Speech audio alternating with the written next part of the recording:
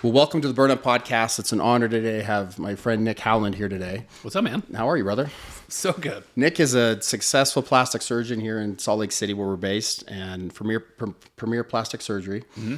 And we're going to get into a lot of topics today. We've both have had some pretty significant weight loss transformations. Both gone through divorce. You're remarried now, and second time's a charm. Yeah.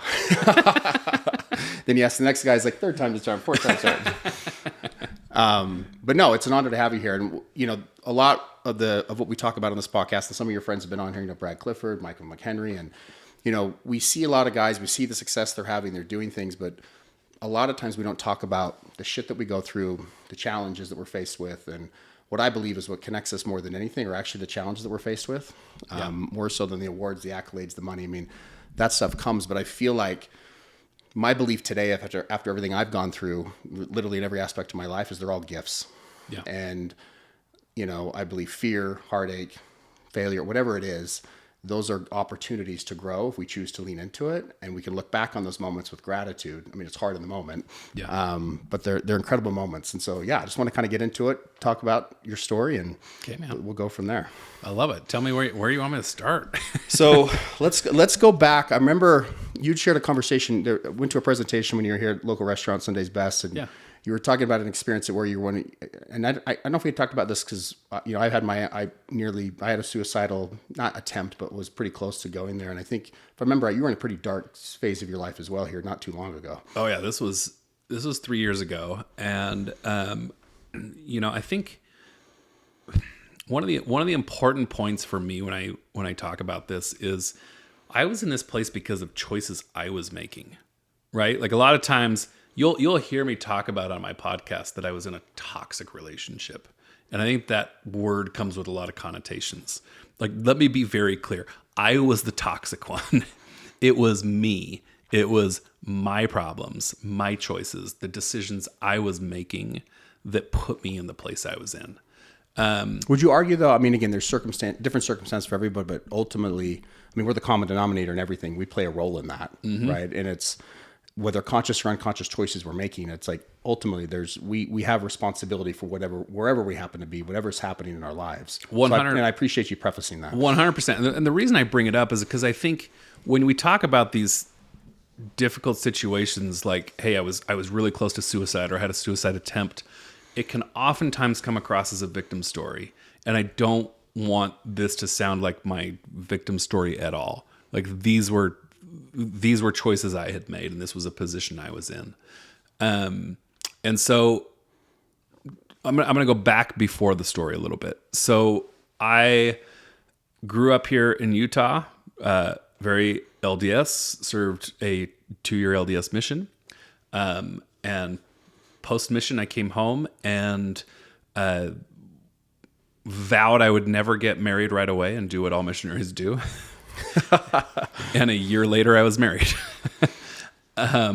And before my marriage, I was excommunicated for the first time.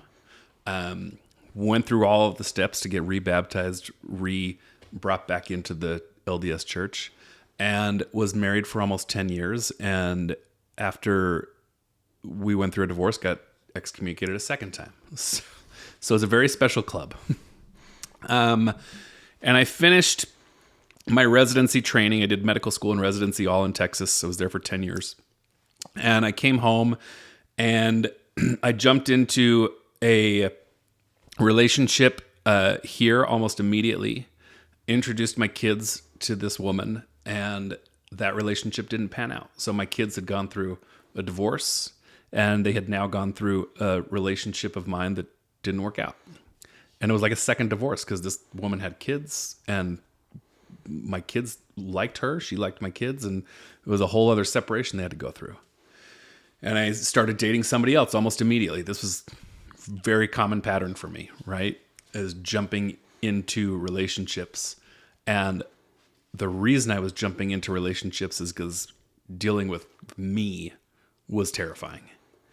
And so I jump into another relationship and I introduce my kids to this woman, and we end up living together for almost 3 years. We got engaged at one point. And it was a toxic relationship, meaning I was making choices that I shouldn't have. I wasn't living a life of integrity, and I was covering up my choices with lies. And there's definitely, her side of things as well, but I'm going to just own my part of things because that's for her to tell. I love that. And that's the stance that I take. I mean, again, two people play a role. She played a role in it, right? And it's easy to point the finger. That's the victim mentality. I mean, it's interesting. And, there's some parallels even in our own journeys and how difficult it is sometimes just to actually turn the mirror, right, at ourselves and like, oh my, and recognize what we're doing. It's painful, but yet it's freeing too. Yeah. I remember we had a lot of friends of mine, or not a lot. So 4 couples went to Napa for my 40th birthday. I was still with this woman. We were engaged and planned to be married about 6 months later. And we went on this trip to Napa, and just like everything that could have gone wrong did go wrong. The limo driver canceled one of our wineries that we were going to go to, and I was getting in arguments with this girl I was with. And that whole trip, every single person on that trip pulled me aside independently, and they were just like, hey, this isn't you, buddy. Like, you don't have to marry this girl. You don't seem happy. What is going on? And what's funny is I knew I wasn't happy. I knew I was miserable, but I had already put my kids through a divorce, one failed relationship, and I didn't want to do it again. I didn't want to hurt my kids again. I didn't want to hurt her kids. I didn't want to hurt her. And so I had convinced myself that I would just do it. I would just live this life and be unhappy, and that was fine. That was life. I was going to do the right thing. And it wasn't until that trip that I really realized that I had friends and family and loved ones who cared about me and where I was at. And that I realized I had other options. And so when we got home from that trip, within a week, I had made the decision to leave and to break up. But it was rough. I was in a bad spot. I was depressed. I knew I was hurting my kids. I really didn't like me. And I remember leaving. So we all lived together in a home that I owned. And I said, hey, we're going to break up. I'm going to move out. And I'll give you a few months to find a new place, and then this is my home, so I'm gonna come back to this, but I'm not gonna like kick you out. So I'll go somewhere else for a few months. And I got in my car and had rented a hotel for the weekend. And for me, it was kind of a done deal. I had a plan in place. I knew what I was going to do. And it was just seemed like the right thing. On the way to the hotel, I called a good buddy of mine, Jimmy Rex, who you know very well. And just said, hey man, we broke up. And he did the Jimmy thing, which is Jimmy is very, very good at knowing when to be there for his friends. And he just said, where are you going tonight? And I said, I got a hotel. I'm going to stay there. And he just said, like hell you are. You're going to come down to Orem. Our buddy Ben's in town. Ben will come over, and the 3 of us are going to go to dinner, and we're going to hang out. And I said, okay. And was it hard to say okay at that point? I mean, again, you had the story in your head, you had it kind of all figured out, but like just to like, oh yeah, I even in my head, I kind of thought, well, I'll go hang out with these guys tonight, and we'll just finish this thing off tomorrow. Yeah. But those guys that night saved my life, 100%. And what's funny is that the conversation that you talk about at Sunday's Best, I shared an Instagram post that day, and I shared a picture of me. I don't know why I took this picture. I took this picture of me at the hotel the next night. So it wasn't even that night that Jimmy and Ben had seen me. It was the next night. Because the next night, guess what? Even though my friends had stepped in, had pumped me up, had told me I was worth more and all of that, I was still really fucking sad. And I was still just down in the dumps. And I took this picture of me at my lowest point. And that was the point in my life where I remember laying in that bed. I remember looking at the coat rack in this hotel room, wondering if it was strong enough. And I got up and I went into the bathroom at this hotel, and I looked in the mirror and I just said, I choose me. This is for me, there were two options at that point. It was either that coat rack or finally choose me and work on me for the first time ever. And so I did. And I spent the next 6 months just Working focused on on me. So it's, I've gone a lot back to where when I was in that headspace, people, you hear people talk about it all the time, right? So I had suicidal thoughts. I've almost been there, and it's like, like I've had low moments and feeling, less than or less than. But when I was in that headspace, I was there before I even realized it. Yeah. And, and then the stories that I was telling myself, like, everybody's going to be better off in doing this. I had it all laid out. Just the whole thing. And what for me was my kids. At the time, what I was going through is, painful realization of losing my company and my investment business at the time, and going through that, and the realization of how I had shown up. And, you talked earlier about integrity and out of alignment. It's like I had this whole story. In fact, it was really reflected to me in an ayahuasca ceremony, where I talk openly about this, but, for those of you that have done plant medicine or don't know, to me, it takes your subconscious, your conscious, and the divine, puts everything in alignment, and then there's no story. So I told myself a story of why I navigated through stuff, and then it kind of just reflected back, and it was so painful. The pain of actually just seeing that was me. That's how I was showing up. And the days and weeks after that were so dark, dark. And days felt like weeks felt like months. It was just so painful. But, again, I just kept thinking about my kids. Yeah. And, and just slowly, so great, obviously so grateful. And I look back on that now, and it's like, I can't even believe I was in that headspace. Yeah. And I love that you have friends reach out. And did you, when you met with them, did you actually mention that you were in that headspace? Did you bring that up with them? At the time, no. They knew I was sad. They knew I was struggling. And over the next several months, it was a community of people that really meant the world to me and reached out. And it's funny. I talk about this a lot now, and I speak to groups about this, and it's, people want to know what was the thing? What was the thing that got you out of it? What was the thing that fixed your depression? And here's the wild thing. Nothing. It's still there. I still deal with depression on a regular basis. But I had a community of people that surrounded me and helped me along this path of learning to love me. And it was so many different things that I had to do the work to actually just love me. And it doesn't stop. I'll share an experience with you that I had, since you brought up plant medicine. So around this time, I had been introduced to plant medicine about a year prior to this whole experience. And I had good experiences on it. I was like, oh, this is cool. This is bonding. This is fun. But I had never really had an experience where I was like, oh, this shit works. Yeah.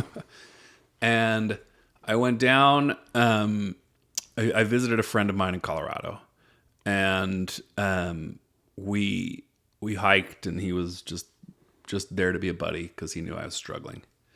And we had a psilocybin plant medicine experience, and We had a great night, bonded, loved on each other, cried, laughed.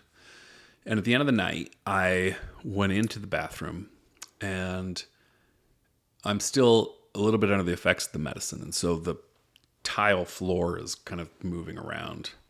And I see in the tile floor this woman, and she's holding this ball. And for some reason, I'm in my mind immediately recognize that this woman is holding my depression. I don't know what made that connection or why I thought that, but it was, oh, here's this woman. She's got my depression. And I see her handing this ball to all of these people. And everybody who takes this ball is smiling and is happy. And I have this moment where I'm like, how is this woman handing people my depression and they are happy?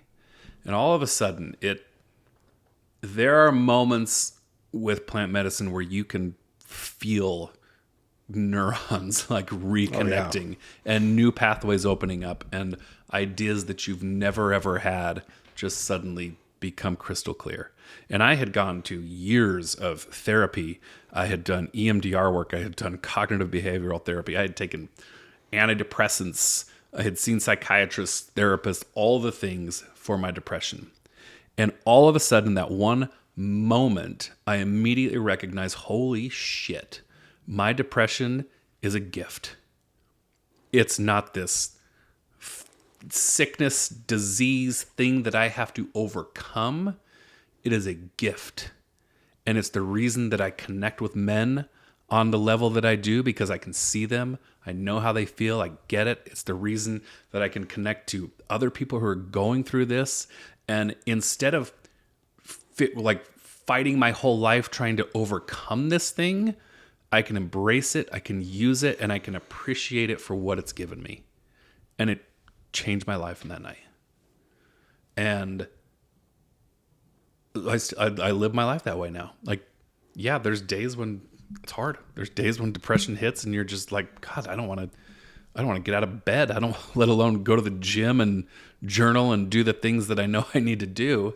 But just that idea that holy shit, it's a gift.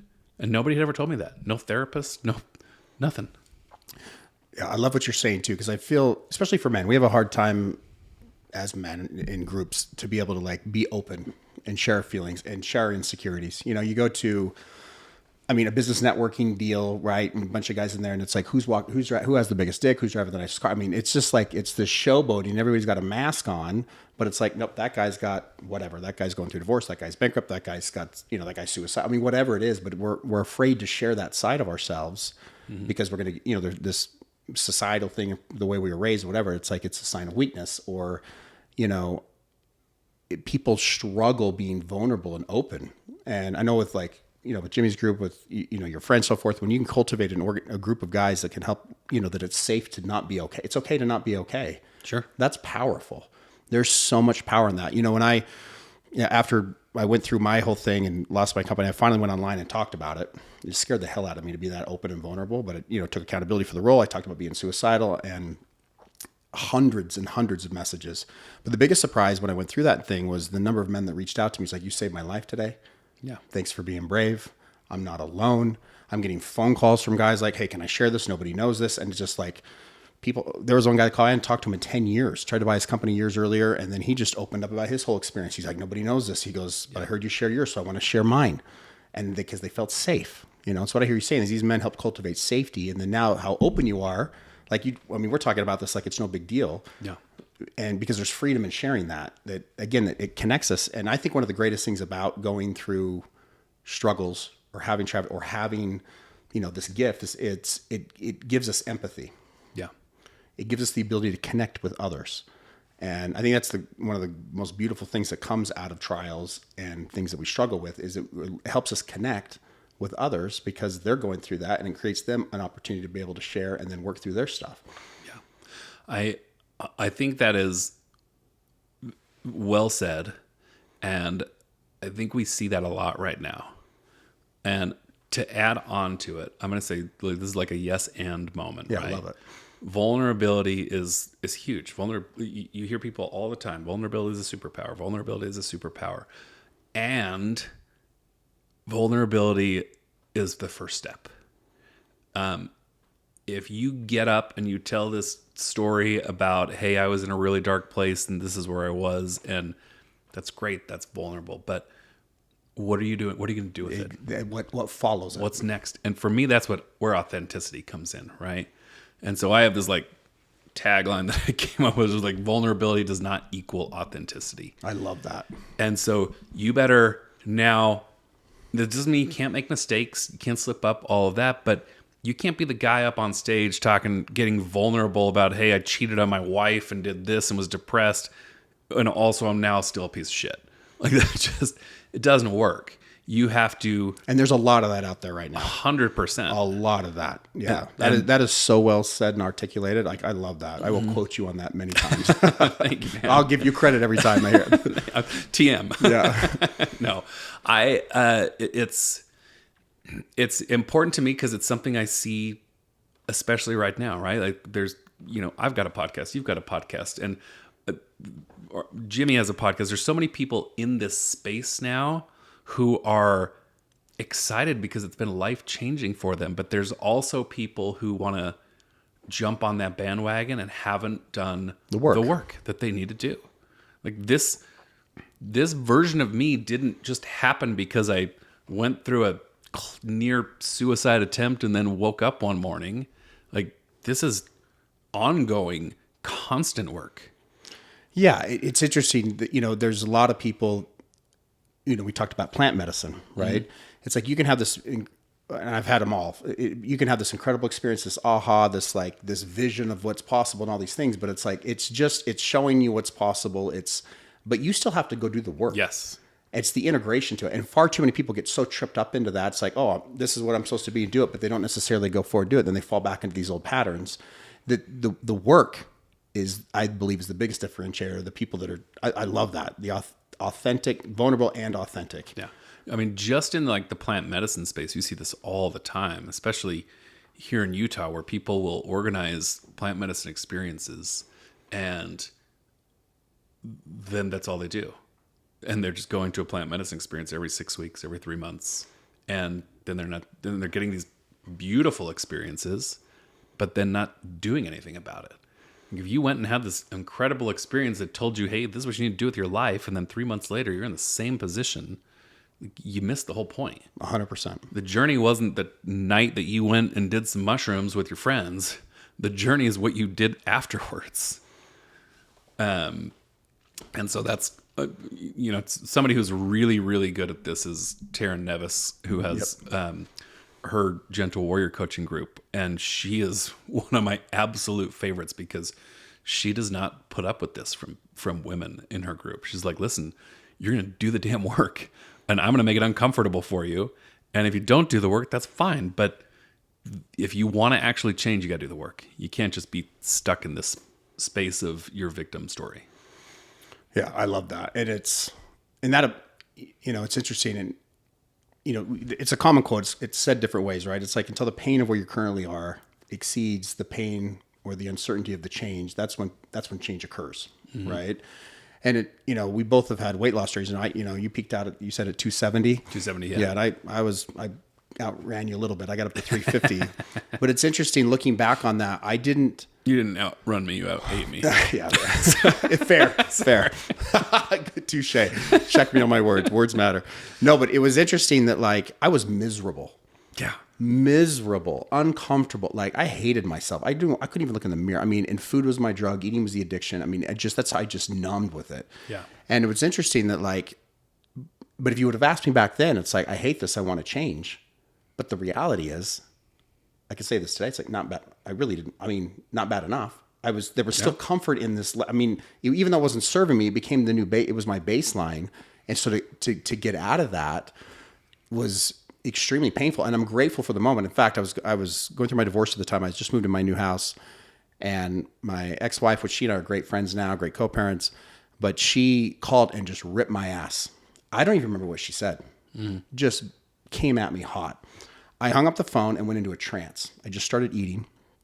And then as if that wasn't enough, because like the pain was still there. So then I door dashed even more food and just gorged myself. Yeah. And then I sat in my living room by myself on a weekday, I think it was, and I just started sobbing. Yeah. And I'm like, enough is enough. It's time to change. And it was such a painful experience, but that was like my boom. That was the rock bottom, like as far as my health. And that's when everything shifted. And yes, it was still uncomfortable and I was new habits and doing things, but like doing the work to do that was painful, but yet so rewarding. Yeah.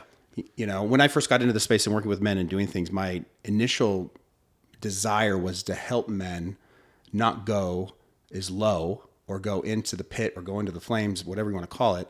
But what I've learned is the answers are there. Sure. Like a lot of times, you know, we talk about light and darkness. A lot of times the light that we're searching for is actually found in the dark. Yeah. And and guys like you and I and other people that are like in this space that have been in those troubling moments, it's like, hey, you're in this, or you have some more humility, you have a little more ego death you need to let go of, but we're here, we've been through this, and you don't have to do it alone. Yeah. Right. And then it's the answer. So it's more of like, hey, let's get you through it quicker versus trying to avoid it, because you avoiding what you actually, the work that you need to do is like, is keeping you stuck, you know, where you currently are. I had the opportunity 4 months ago to have a conversation with my ex-wife, around a conversation I never thought I would have. Like we co-parent very well. We take care of the kids together. We can communicate just fine, but there were conversations that I thought would just never ever happen. And resolution to conflicts in our marriage that I thought would never ever happen. And we happened to find ourselves in a car for several hours one day, just she and I, while we were shopping for a replacement car for my daughter. It was just us. And we got to have this really beautiful, in-depth conversation. And one of the things she said to me is, she said, I think you needed us to get divorced to be able to get to where you are today. And I just said, yeah, I think you're probably right. It sucks. I don't like that that's what it was, but I don't think that I could have become the person I am today without the hard things that I had to go through. Maybe, you know, but you can't control that. You can't change the past. And so the only thing you can do is be grateful for what it was. Yep.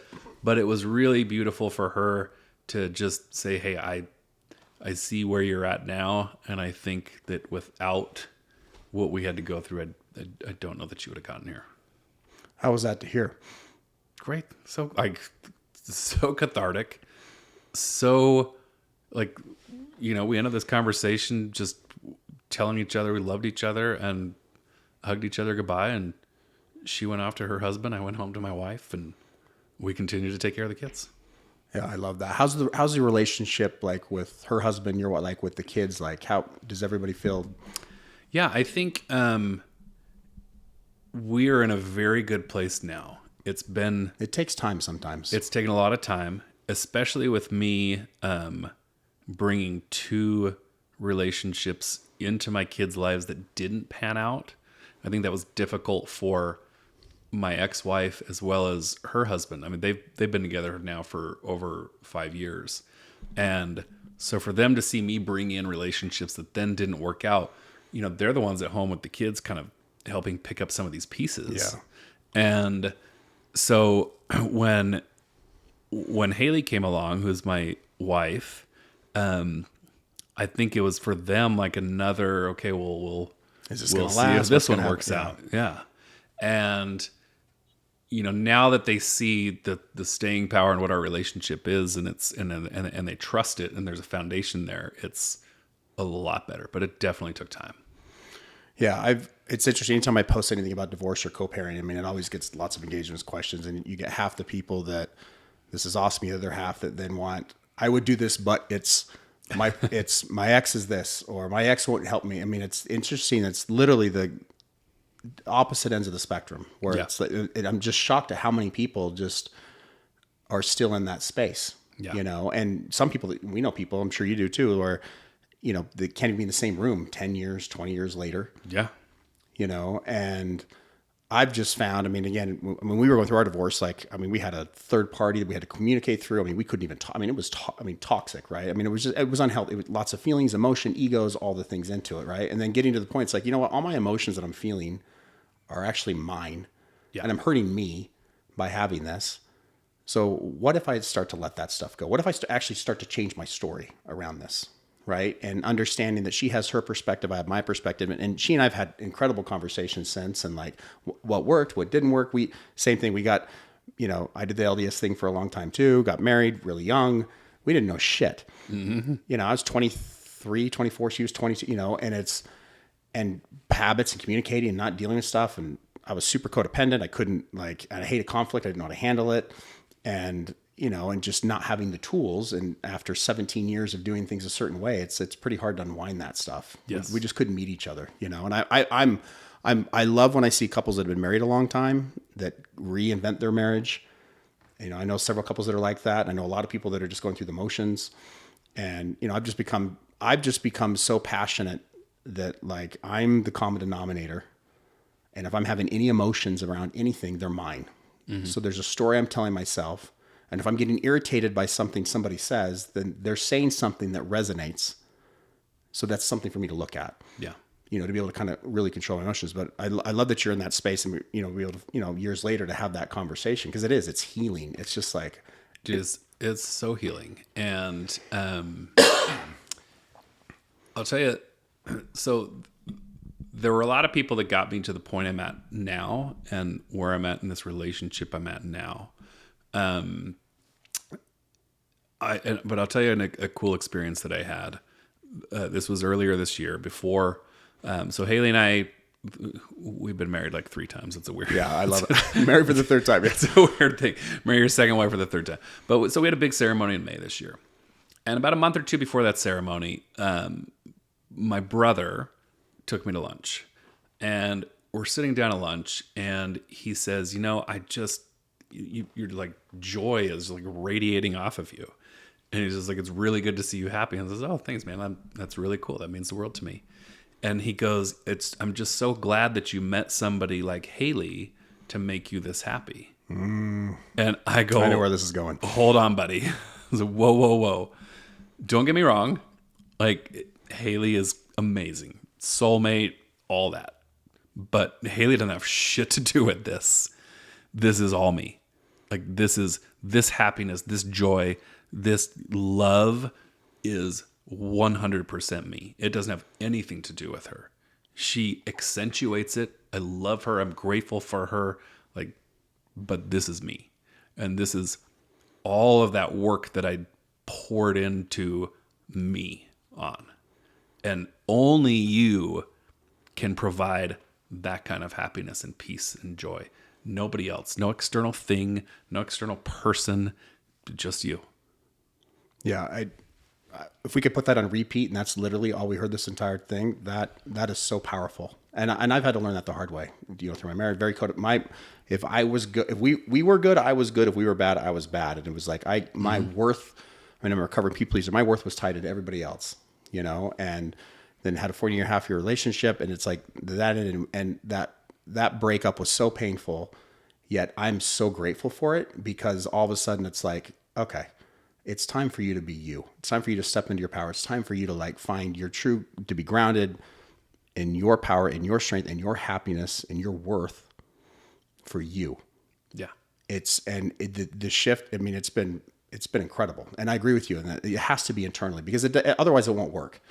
Yeah. It's just, I mean, we both have had, experiences where it didn't work in the past, and then also having a partner, wife, right?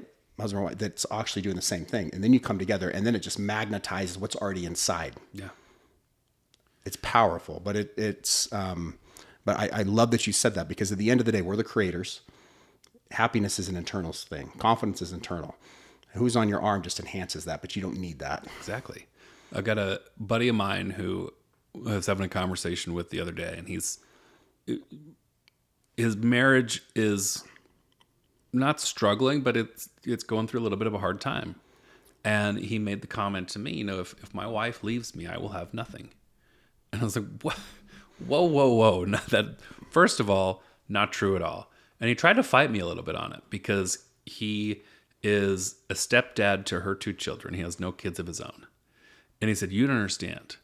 If she leaves, I won't have those kids and I won't have her. I will literally have nothing. And I said, buddy, that is bullshit. Complete bullshit. You will have you. And also, you're the only thing you're going to always have, no matter what. If Haley dies tomorrow, if my kids leave tomorrow, if it's just me and I'm in that same position, guess what? I'm good. There's going to be some grievance. There's going to be some sadness. Of course. But I know that I'm good.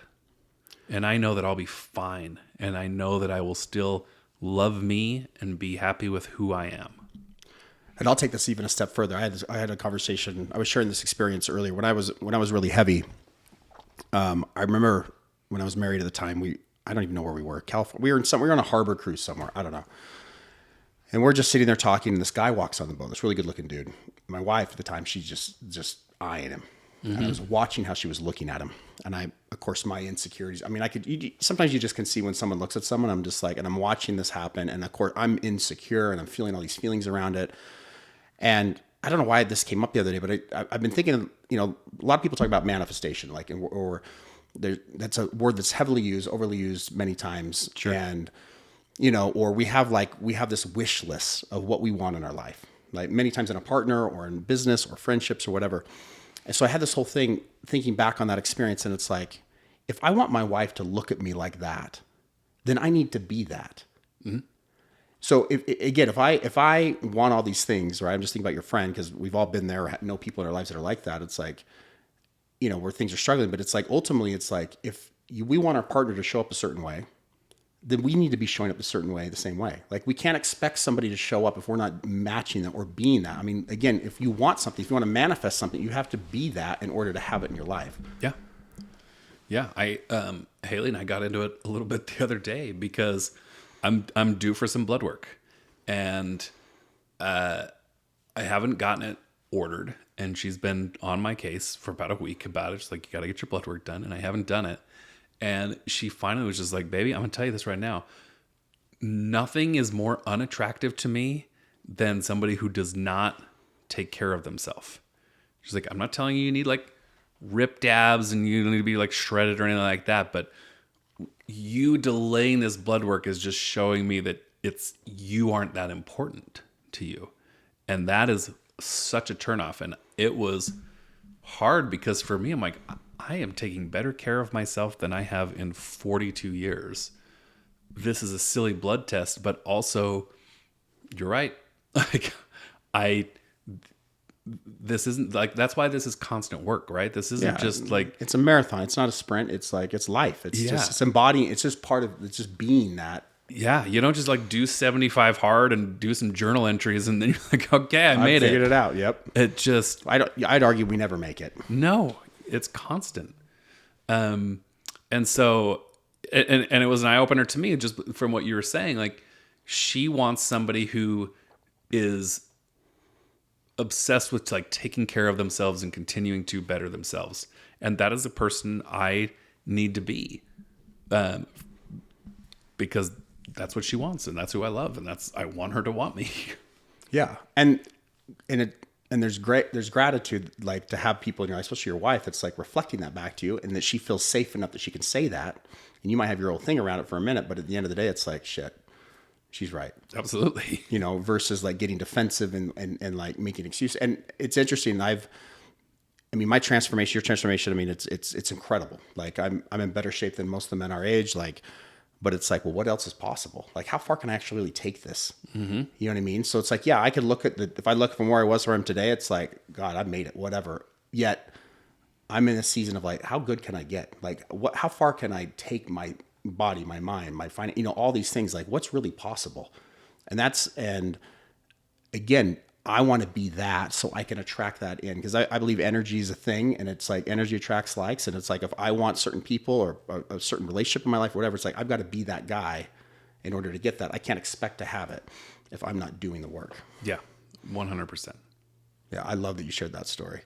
So what do you see with, I mean, again, you're speaking with groups and you've gone on this journey. What do you feel is like some of the things that are holding men back from actually doing the work, like ultimately?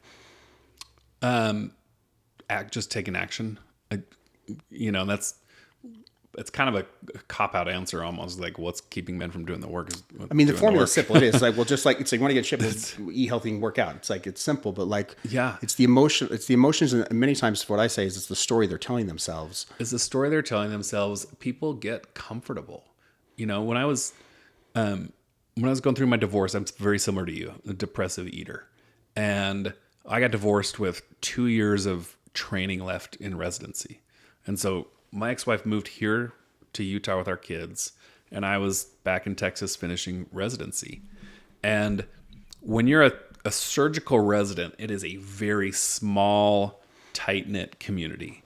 And so when you get divorced, all of a sudden, none of the married people want to hang out with you. Like, you're not in the club anymore.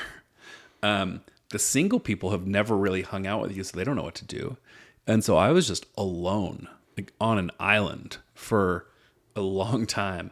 And so if I wasn't on call on the weekend, it was Little Caesars pizza, crazy bread, 6-pack of beer and Netflix, and cry myself to sleep. And the sad thing is, a 6-pack of beer and a pizza was a lot more appealing than going to the damn gym. And it just was. My life had to get dramatically worse for me to finally say, okay, enough is enough. I gotta make these changes. And so I think it's just that comfort. We find things that are sustainable and comfortable, even though we don't like ourselves for it. Yeah. And that's whether it's food, drugs, porn, whatever it is, it's like, we don't want to feel what we're feeling. Mm-hmm. And so we get into the cycle, like from food. But then it's like, then you feel like shit. There's temporary relief. It's like, and then there's the pain of it. And then you get stuck in this cycle. Yeah. It's, what I found, which has been fascinating, because I remember when I mean, again, I've done the same thing, psychiatrist, therapy, the list goes on. And I'm such an advocate for all of it, like coaching, therapy, all of it. But I remember when I was married at the time, I started going to therapy, and my therapist, when I first started going, she looked at me, she goes, "Do you feel worthy of love?" I couldn't even say yes. Mm-hmm. I couldn't even answer a question that should have been, "Oh, hell yes." Like, I couldn't even say yes. I didn't feel worthy of love. And this whole self-love, and I think a lot of it has to do with worth. And what's been interesting with the guys that I work with, doesn't matter how much money they make, relationships, whatever, it's like the one area of their life that they're trying to improve or trying to get better in. It's like, if you get them when they don't necessarily say at the beginning, but once they start to open up, I've found a common theme with everybody has been a lack of worthiness. Yeah. They don't feel worthy. They don't feel they deserve, and it's been an interesting thing to kind of work through that. And to me, that's, at the end of the day, it's still a story. You can change that story. Yeah. But nobody, you can't get your worth from other people, from money. I mean, whatever it is, it's like, it's not outside of you, it's inside. Yeah. And you have to believe that. And even if you don't believe it, but have faith. And again, it's whatever's going to do to propel you to get there. And I just feel like your story, my story, and I see with a lot of people is like, why, and I've asked myself this, like, why does it have to get so bad, before you actually like wake up? Yeah. One thing that has helped me tremendously, and this is like, and I give Brad Clifford all the credit in the world for this, is this thing called the Mind Journal. I don't know if you've ever seen the Mind Journal. Oh yeah. It was designed for men to help them get into journaling. So the first 30 days are all prompted entries, like it tells you what to write on. And it's very similar to any other journal. Like it's got a bunch of feelings, and you check off how you're feeling for the day, like anxiety, happy, positive, stressed. And you just kind of, it helps you see where you're at. And then it's got your gratitude, it's got your intentions, but it's got something on there that I still have never seen in another journal. And it's called the happy hour. And with the happy hour, you set aside some time. It doesn't have to be a full hour. It could be 15 minutes, it could be 20 minutes. But it's something every day that you're going to do that's just for you. It's nobody else. It can't be your spouse, it can't be your kids, it can't be your friends. It's just you. And it can be healthy. Like it can be, hey, I'm going to go to the gym for 30 minutes a day. But it's got to be something that you are going to look forward to. That is time you've carved out just for you. And I tell you what, when I first started doing this, most days it was a glass of wine and a crossword puzzle on my patio.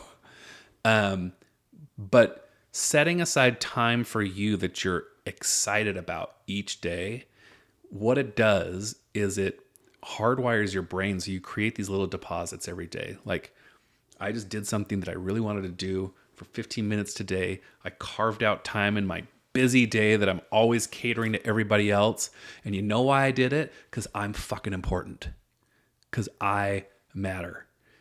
And you do that enough times, you're going to believe that you're worthy. You're going to believe that you're worth 15, 20 minutes, an hour of your own damn time.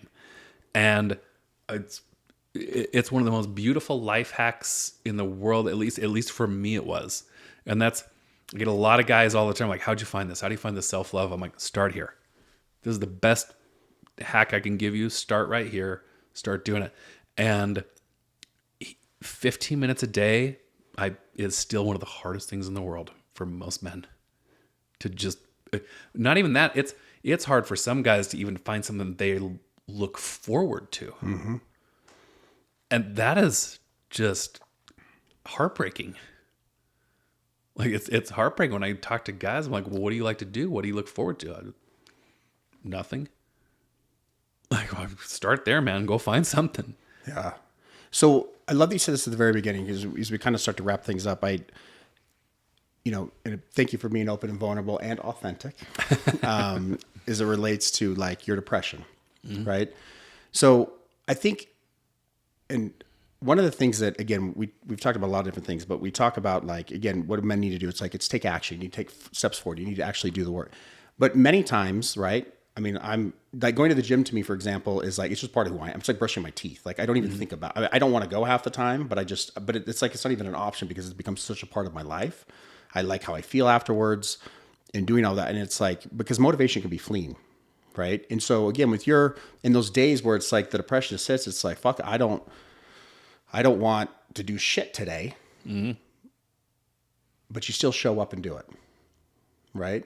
What have you done? I mean, is it just because you've just embodied this new way of being that you just like, you recognize that you own it and just move through it? Or do you have a process that you go through in order when those moments that you don't necessarily want to do it? Cause we all have them. You do it like this is discipline, right? Yeah. And what I think has helped me tremendously is rediscovering that love for myself, because it gets to a point where, after you've continued to make these deposits, after you've really come to believe in that self-love, that becomes the reason for the decisions you make. That becomes the reason for your discipline. Like, hey, it's 4 a.m. I don't want to go to the gym today, but you know what? I love me too damn much to not go. Boy, I want to, like, this girl is texting me on the side and wants to, maybe, cross some boundaries a little bit, but you know what? It has nothing to do with how much I love my wife. It has everything to do with how much I love me. Mm-hmm. I'm going to not respond to this girl, not because of how much I care about Haley, but because of how much I care about me. There is so much more power in self-love and the ability to stay disciplined when you love yourself that everything else just becomes easy. Yeah. Discipline, boundaries, when to say no, right? Mm-hmm. It's self-love. It's confidence building. To me, that's actually integrity. Mm-hmm. Right? The core of it. And we both have been out of integrity, know what that feels like. And it's like, I'm like, I will never, there's shit that I've done. I'm like, I will never do. I'm like, I already know, I will not go to the pain, and it has nothing to do with anybody else. It has to do with me. Yeah. And some might say, I shared that with somebody. It's like, that's a pretty narcissistic thing to say. I'm like, no, it's not. Not at all. It's just telling you that it's like, this is who I am today. And it's like, and I refuse to ever do that again, because I know what it feels like. And I don't ever want to feel like that again. So I'm going to be rooted in who I am as a man. And one of the things that's I love that you said this, because again, the formula to all this shit's pretty simple. It really isn't overcomplicated. We overcomplicate it for all the different reasons, but it's like the action, taking steps forward, doing what you need to, and then it becomes part of who we are. It's just who we are. It's not something I do, it's who I am. Yes. And it's so powering, and it's so confident building, and like what it does, what it's done for you, what it's done for me, and does for so many other people. I mean, it's rooted. I would argue in some cases I didn't fully, truly understand that, but I truly get it now. And I also take it the next step further now because, you know, you hear the phrase, how you do one thing is how you do everything.